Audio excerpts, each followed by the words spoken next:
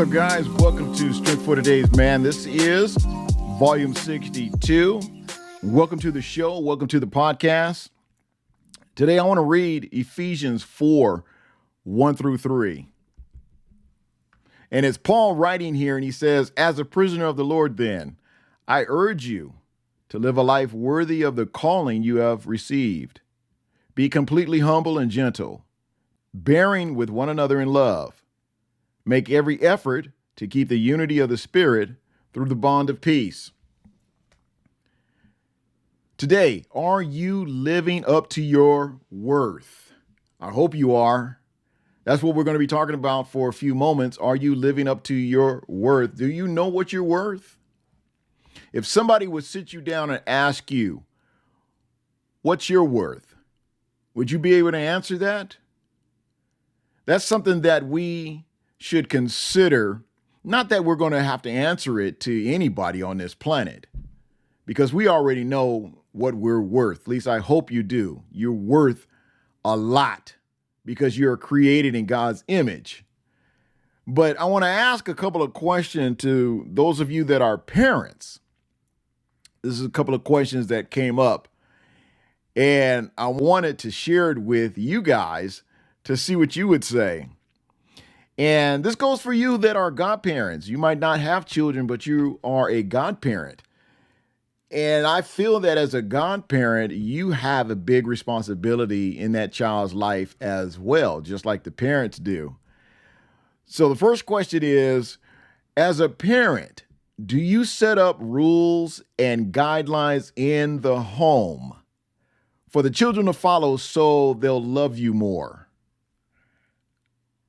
And the other question is, do you as a parent place expectations on your children in the home so they can earn your love?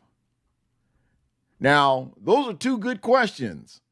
And I'm sure many of you have already answered, throwing it in the chat. No, definitely not. Which is good because I answered the exact same way. No, emphatically, no. Before my wife and I got married as a single dad, I did not set rules and regulations in my home for my children to follow to get them to love me more. I was just dad. I was daddy. You love me. If you don't love me, you still got to respect me. You still got to do what I say. It's okay. You don't have to like me, but you're going to respect me as your dad. That was just my thing in the home. And I didn't place any type of expectations on my children's lives. I have 3, 2 girls and a boy, and I got 3 grandchildren. And I ain't placed any type of expectations on them, and I still don't, to get them to earn my love. So when my wife and I got married, we combined a total of 7 children and 3 grandchildren now. That's a house full. But they didn't all live in the house at the same time. When me and my wife got together, she had 2 girls that were still in the home. One was in elementary, the other was just getting into high school. And now the youngest one, she's graduated and she's at college. She's done her first year in college in Hawaii Pacific University. The oldest one, she's working. So there were never any expectations placed on them. And there weren't any type of rules and regulations or guidelines placed on them from my wife to get them to love her more or for them to earn her love. And as parents, we love our children. And I'm sure you love your children. As godparents, I know that you love those children just like they were your children.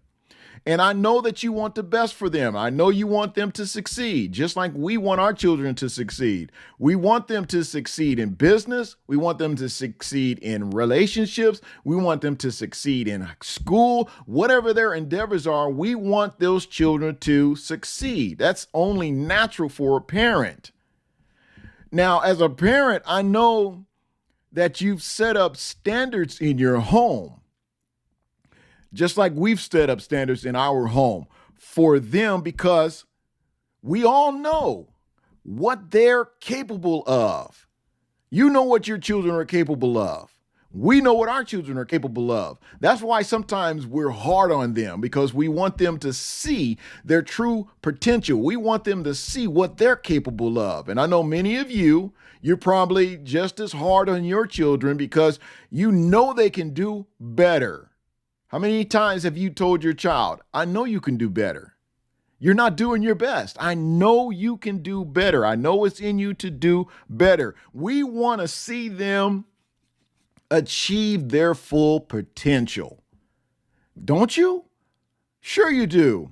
In today's scripture, when Paul says to live a life worthy of the calling that you have received, he's not saying that these are the things you need to do to earn God's love, or is it anything that we have to prove ourselves to him? Instead, what Paul is saying here, he's making it clear that we have received the high calling of being a child of God, and that we should be living our lives in a way worthy of such a calling. Are you living your life in such a way of that calling that is placed on your life? There's a lot of people that's not living up to the call that's placed on their life. When you think about your life, what you're doing right now, where you're going right now, what you're achieving right now, what you're accomplishing right now, do the words humble, gentle, patient, bearing with one another in love, and unity, does that describe you?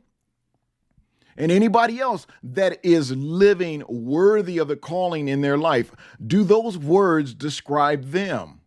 They should. There should be a level of humbleness in your life. There should be a level of patience in your life. There should be a level of bearing one another in love. You should be gentle. There should be unity in your life. These are the qualities present in a life that is living up to a high calling it has received.